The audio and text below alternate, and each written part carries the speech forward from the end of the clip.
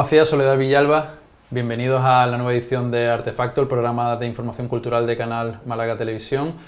Muchas gracias por abrirnos las puertas de vuestro estudio aquí a la verita de la Plaza de la Merced.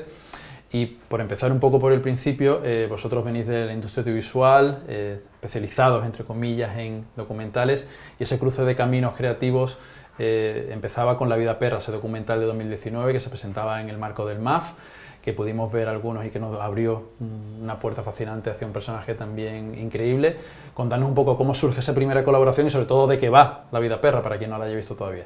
Pues La vida perra fue un descubrimiento. Un día Pablo me enseña un guión que tenía, que había escrito hace unos años. El guión va sobre un escritor tangerino llamado Ángel Vázquez, del que yo no tenía ni idea de que existía, que escribió un libro que se llamaba La vida perra, de Juanita Garboni. Leí el guión y me quedé totalmente fascinada. Entonces, Pablo tenía el guión, tenía como 2 o 3 entrevistas que había hecho durante unos años, sí. Pero, pues bueno, por cuestiones económicas o cuestiones de tiempo lo tenía ahí aparcado y dije, esto hay que hacerlo como sea, esto tenemos que sacarlo, vamos a hacerlo. Y ahí empezó más o menos nuestro germen, nuestra primera colaboración así más seria. Desde luego fuiste tú un poco el revulsivo de ese proyecto que estaba en un cajón. A mí Tánger me ha gustado siempre mucho, o me ha interesado desde que era adolescente, leía Paul Bol, leía también, bueno, Chukri, aunque sea un poco posterior, la generación Beat, me gustaba mucho. Y un Tánger un poco canalla, en cierta manera, ciudad internacional, un Tánger que era más parecido a Nueva York que la idea que tenemos de Tánger, una ciudad muy multicultural, con mucha cultura también, en todos los sentidos. Pero de repente llega una novela que se llama La vida perra, de Juanita Garboni, que me llamó mucho la atención porque de un autor que se llama Ángel Vázquez, oriundo de Málaga, de Jubrique, su madre era de aquí, y me presenta un Tánger que yo veo muy reconocible, un Tánger muy andaluz y que me recuerda a mi propia familia, a mi tía abuela que tuvo que emigrar a Tánger en su época, a los 50. Y bueno, y de repente ese Tánger que yo tengo mitificado como algo, una nebulosa un poco orientalista de juergas y una vida un poco beat, de repente veo un Tánger que se asemeja al Tánger, bueno, andaluz y que yo veo más cercano. Me encantó la novela es muy complicada, quizás no es para todos los públicos porque es un soliloquio, a fin de cuentas es un monólogo de una mujer con sus neuras, con muchos saltos temporales y demás, que o te gusta mucho o la detestas, y a mí me enganchó desde el principio. Y entonces empecé a leer la historia de este personaje, Ángel Vázquez, ¿este hombre quién es? ¿Por qué no sabemos nada de él? Y de repente me di cuenta que su vida era igual de fascinante que la propia novela. Y a raíz de ahí pues empezamos a hacer un poco el documental. Me acuerdo que llegamos a Tánger con una libretilla, con un par de números de teléfono, entre ellos Rachel Muyal. Las llaves de Tánger. Que fue nuestra llave de Tánger. Y nos lanzamos, me acuerdo, una semana blanca, nos lanzamos allí un poco a la aventura. Y poco a poco fuimos conociendo a la gente de la ciudad, escritores, la verdad que la gente se portó muy bien con nosotros, estaban encantados de que contáramos ese Tánger que era un poco desconocido hasta entonces. Sigue siéndolo, ¿no? No es que el documental haya cambiado mucho.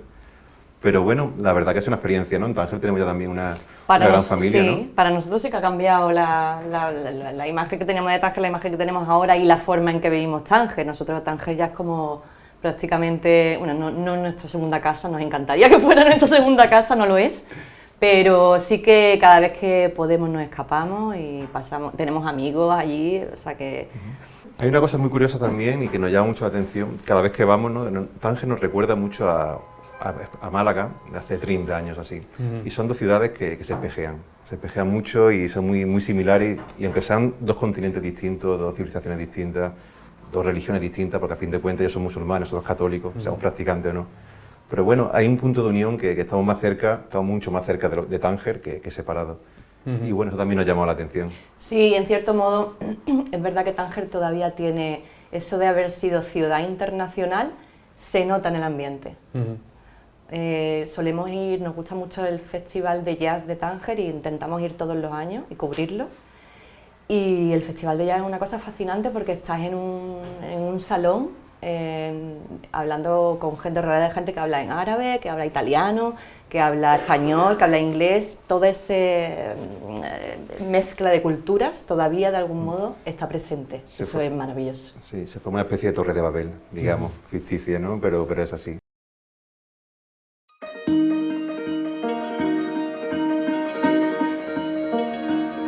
Ángel Vázquez yo creo que es el gran escritor maldito del siglo XX español. La vida perra de Juanita Narboni es uno de los mejores libros que se han escrito en español en el siglo XX y en general. Es una obra única y una obra maestra de la literatura universal. Pienso que es uno de los libros más importantes de la literatura universal. Y describe también un Tánger internacional increíble y la decadencia de Tánger la capta muy bien. Todos sus escritos hablan de Tánger, del mundo de Tánger. Fue su gran amor, Tánger. Ángel Vázquez dijo en Juanita Narboni otra cosa que es maravillosa, reflexionando su personaje, dice: Tánger es como una caracola que va recogiendo los peores ruidos del mundo, que es una ciudad que durante varias décadas era de todos y de nadie. Debía ser una especie de locura cotidiana. Eso fue único en el mundo, irrepetible. Tánger fue un sueño. Yo pactaría con el diablo para que me llevara al Tánger Internacional y me dejara estar una semanita. Era un personaje muy complejo, muy tímido. Le daba terror a la gente. Vida de él nunca le situaron en el papel que debió tener. Es como si Ángel Vázquez estuviera sepultado por algo, ¿no? Y yo creo que fundamentalmente porque ha estado sepultado por sí mismo.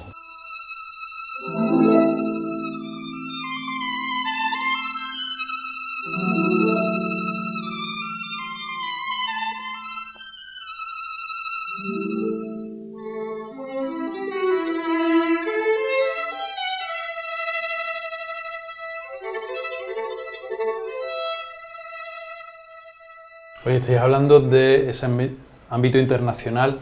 Vosotros trabajáis también para instituciones que desde lo local, desde Málaga, también tienen una proyección internacional, el Festival de Cine, el mismo Museo Picasso.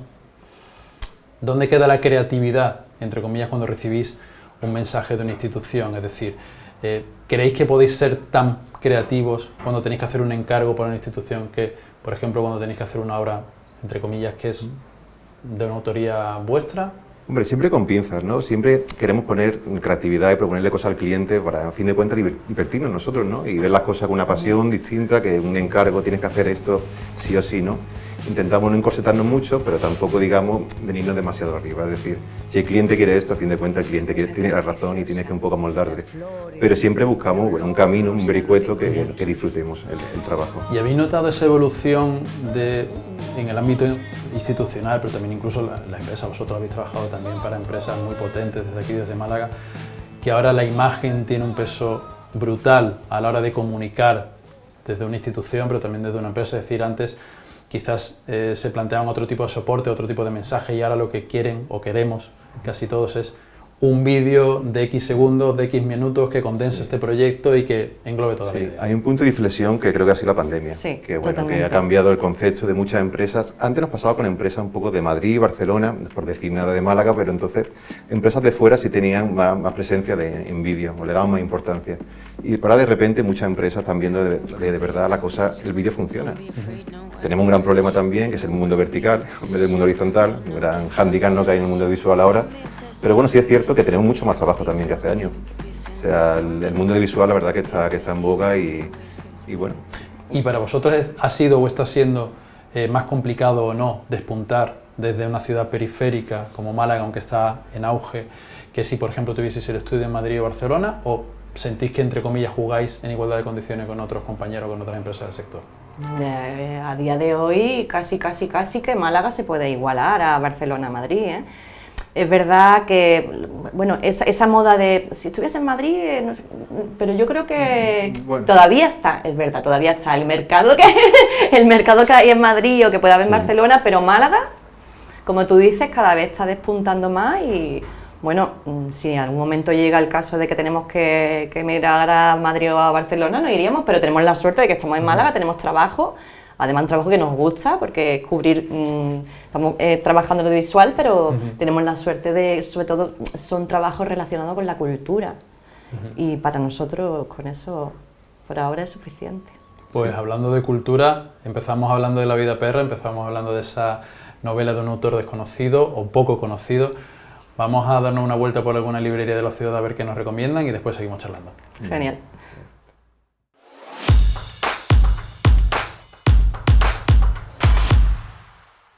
Hola, me gustaría recomendaros la saga Blackwater. Es uno de las sensaciones literarias del año. Y no porque venga acompañado de una fuerte campaña de marketing, sino porque ha ido haciéndose un hueco en los más leídos gracias al boca a boca de los lectores. ¿En qué género podemos encasillar esta serie de novelas? Es difícil. Navega entre la fantasía, el terror o las clásicas novelas de sagas familiares. De hecho, el New York Times, en una de las reseñas que hizo recientemente, califica su estilo como una mezcla entre Stephen King y García Márquez, para que os hagáis una idea.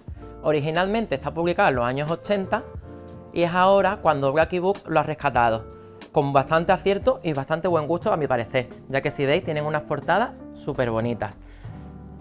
Si os gusta la fantasía, os gusta la intriga, os gusta el misterio y un poco de todo, os la recomiendo. Tiene unos personajes femeninos bastante fuertes, que son las que llevan las riendas de la novela. Y está publicado al estilo de los folletines del siglo XIX. Son 6 volúmenes, ya los tenemos todos editados, son novelas cortitas que te las bebes de un tirón e incluso ya lo tenemos también en una caja especial. Espero que os guste. Soledad, Pablo, venimos de la librería, hablando de libros, de La vida perra, de documentales, y seguisteis esa senda de alguna manera con aplomo. Ese documental que fue premiado en el Festival de Málaga, estrenado en el año 2021, y que reivindica de alguna manera la figura de Paco Cumpián. Soledad, casi por alusiones, cuéntanos un poco cómo surgía aquel proyecto. Pues bueno, veníamos de La vida perra, teníamos ganas de hacer algo como más íntimo, alejarnos un poco del formato biopic, ¿no?, digamos, y lo de Paco Cumpián estaba ahí, se iba a hacer, ya lo habíamos hablado y no sé, coincidió el momento.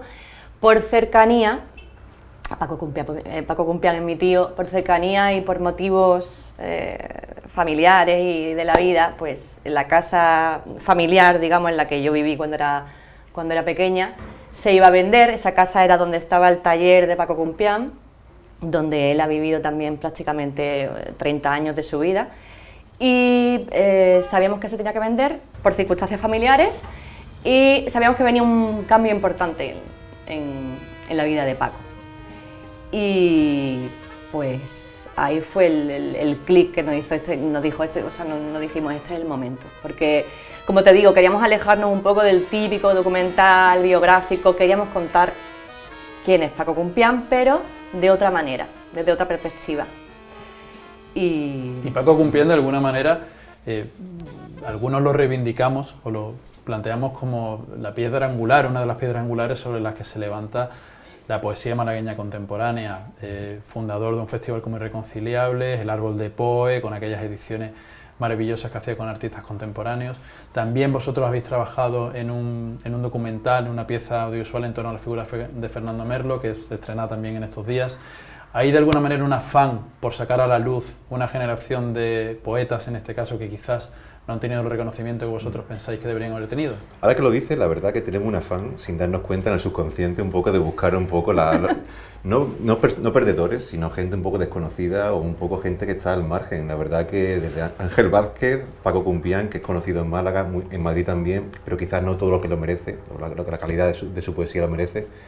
Y también, bueno, con Fernando Merlo, que es un videoclip que hemos realizado para un grupo malagueño que se llama Trío Mudo, que son unos antiguos integrantes de 713 Abamor, que para nosotros es un grupo muy, muy importante de cabecera, digamos, de nuestra adolescencia.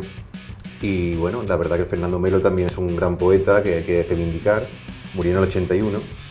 Y bueno, la verdad que quieras que no, siempre nos estamos fijando en ese tipo de personajes, un poco gente que es un poco más desconocida y quizá por eso nos atrae. No sé. Gente desconocida, gente de alguna manera en el underground. Sí. Que en los márgenes. En los márgenes, que es justo otro de los trabajos que estoy realizando en este caso sobre el underground cultural malagueño de los 80. Cuéntanos, Pablo, un poco eso también de qué va.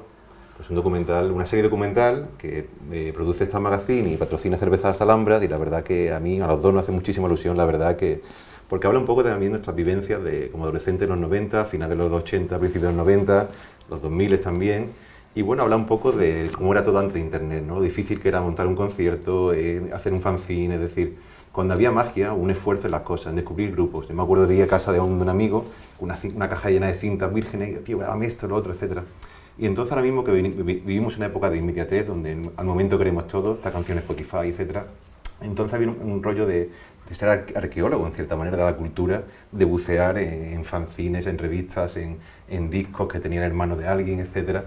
Y eso es maravilloso. Y ahora estamos haciendo la serie documental que un poco hace ese reflejo de esa generación, de nuestras vivencias como adolescentes y también de los protagonistas. Los 4 primeros protagonistas que hemos cogido en esta ocasión han sido, por ejemplo, un rapero, grafitero y escritor como Selfo, Dani Drunkorama, que bueno, muy de sobra conocido en Málaga como barman y como agitador social, también el grupo de punk rock No Piki, que me ha gustado mucho siempre y me hace mucha ilusión la verdad estar grabándoles, y también Miguel de Dallon Record.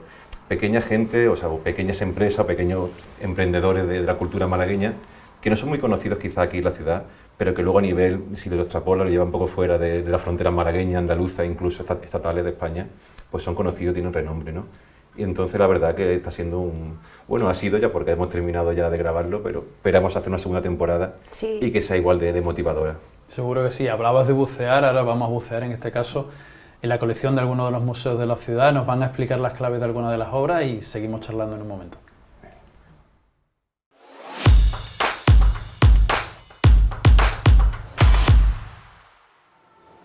Magdalena Abakanowicz nace en 1930 en Polonia, es una de las grandes pioneras del arte textil del siglo XX. A partir de ella empezamos a hablar de escultura blanda. Ella empieza a crear escultura con tejidos en un momento en el que el minimalismo y todas las corrientes de mediados de siglo están creando específicamente, sobre todo con metales. Ella decide recuperar aquello que es más orgánico, aquello que es más cercano a lo humano, como es la fibra, ¿no? Ella defendía trabajar a partir de fibras vegetales porque decía que todos los organismos, en última instancia, empiezan desde la fibra, empiezan desde un tejido. Por eso para ella es muy importante en su obra utilizar aquello que es inmediato al cuerpo. Muy pronto, cuando empieza a estudiar, pasa del plano bidimensional al tridimensional, hasta que llega a las esculturas que conocemos como los grandes abakán. Este nombre proviene de una crítica que realizó un crítico polaco y a partir de entonces permanece en toda su producción. Los grandes abacanes son formas siempre que remiten a lo orgánico, a la naturaleza, a distintos mundos misteriosos y siempre van a lo monumental. También haciendo una referencia seguramente a su juventud y a su infancia durante el régimen soviético en Polonia y también haciendo referencia a esa preocupación por el espacio, por ganar espacio y por realmente volver a ocupar aquello que le había sido arrebatado en su juventud. Bueno, Soledad, Pablo, en realidad hemos montado todo este lío con la excusa de hablar de Dargost, vuestro salto a la escena teatral. Estrenáis en el Festival de Teatro de Málaga a finales de enero, después pasaréis por el Cánovas en mayo. Estoy viendo por ahí en la pantalla a alguien con una sábana intentando dar miedo. Soledad, cuéntanos un poco de qué va Dargost y ¿queréis dar miedo o no? Para nada. ¿Para nada? Bueno, veremos. Pues Dargo es un juego, divertimento que comienzo yo haciéndome fotos, son una serie de fotos. Me disfrazaba de fantasma, me hacía fotos, o llamaba a alguna amiga, la disfrazaba y yo le hacía fotos. Luego, de forma natural, evolucionó hacia un proyecto audiovisual. Pablo entró en juego y propuso esas imágenes estáticas convertirlas en imagen en movimiento y que yo le pusiera la música. Así que nos lanzamos e hicimos un proyecto audiovisual que lo hicimos en directo un par de veces. Y una de esas veces, mi prima, Ana Iglesias Cumpián, están saliendo todos los cumpianes a palestra. Ana Iglesias Cumpián vio el espectáculo, le encantó y siempre, la verdad que siempre hemos tenido ganas de hacer algo juntas y me propuso, oye, ¿por qué no intentamos convertir esto que tenéis vosotros en obra de teatro? Así que al cabo de unos meses de repente estábamos un equipo de 5 personas formado por Angélica Gómez, que ha hecho un poco de orquestadora, está haciendo la dirección, Francisco Valero, que se encarga un poco más del tema técnico y producción, Ana Iglesias Cumpián, que es la actriz, Pablo Macías con el vídeo y yo con la música, y de ese proyecto con imágenes y música estamos construyendo una obra de teatro. ¿Y una obra de teatro que va sobre, Pablo, más o menos? Bueno, si decimos sobre sin qué hacer va, spoiler. sin hacer spoiler, bueno, realmente estamos las cinco personas que integramos un poco la compañía, una compañía que hemos hecho para la ocasión, estamos siempre en escena. Y entonces hay un personaje protagonista que lleva un poco el peso, que es el que hace Ana Iglesias Cumpián, que es el fantasma. Y yo creo que hasta ahí puedo decir. Estamos siempre en escena, tanto audio como vídeo estamos en escena, el departamento técnico también, y a veces aparecemos también. Y bueno, yo diría que... Vamos a mantenerle intriga. Vamos a mantenerlo un poco ahí el de este. Vale, y ahora que estáis en los procesos previos, las semanas previas a ese estreno, ¿hay un poquito de miedo escénico o no? Sole hace así, Sole había abierto los ojos muchísimo. ¿Sí? Sí, hombre, por supuesto. A ver, miedo escénico hay, es necesario. Yo creo que siempre tiene que haber algo de, ¿no? que te intimide, sí, algo de tensión para que las cosas salgan bien. Todavía quedan un par de meses y a lo mejor todavía no soy muy consciente, pero sí, lo hay, pero tampoco lo natural, lo normal, vaya, diría yo. Bueno, Soledad, comentabas ese proyecto, ese proceso colaborativo de un proyecto que inicia con la fotografía, que se mete después la imagen en movimiento, creadores de distintas disciplinas, esa sinergia artística que vais a volver a aplicar en un proyecto como CRISPR, que es esa iniciativa, ese proyecto audiovisual de Bromo, del colectivo que forman Paloma Peñarrubia y Azael Ferrer, y que vosotros vais a convertir en un documental. Sabemos que va sobre genética, sabemos que va sobre un tema complejo, pero 3-4 pinceladas, Pablo, ¿qué queréis mostrar con ese documental en torno a CRISPR? Bueno, lo primero es que un documental, un proyecto ideado e impulsado por Paloma Peñarrubia, quien se pone en contacto con nosotros y estamos coproduciendo y codirigiendo con ella. Y ella tenía ganas de hacer un espectáculo que haya hecho, de hecho, con Bromo, que es un espectáculo que versa sobre CRISPR. CRISPR es una herramienta de edición genética que permite, bueno, modificar ciertas cosas antes de que nazca un bebé, por ejemplo. Si pensamos en la película Gattaca, que me viene ahora mismo a la cabeza, tú podrías elegir si tu bebé quería que tuviera los ojos azules o tal, o tuviera una enfermedad, etc. Y entonces plantea gran interrogante este descubrimiento. Y bueno, el documental no pretende ser totalmente de ciencia, pretende demostrar estas pequeñas problemáticas que tenemos que podemos tener, ¿no? Pero que también quiere grabar un poco el espectáculo, o sea, queremos grabar el proceso creativo de los componentes del colectivo Bromo y ver cómo llevan a cabo ese espectáculo y a la vez mezclándolo un poco con lo científico, con la ciencia. ¿Sabéis cómo son esos lápices que tienen una goma en el extremo, no? Pues podemos decir de una manera muy resumida que CRISPR es eso, es un lápiz en el que tenemos una goma que me permite borrar y escribir o reescribir la secuencia de uno o unos genes determinados.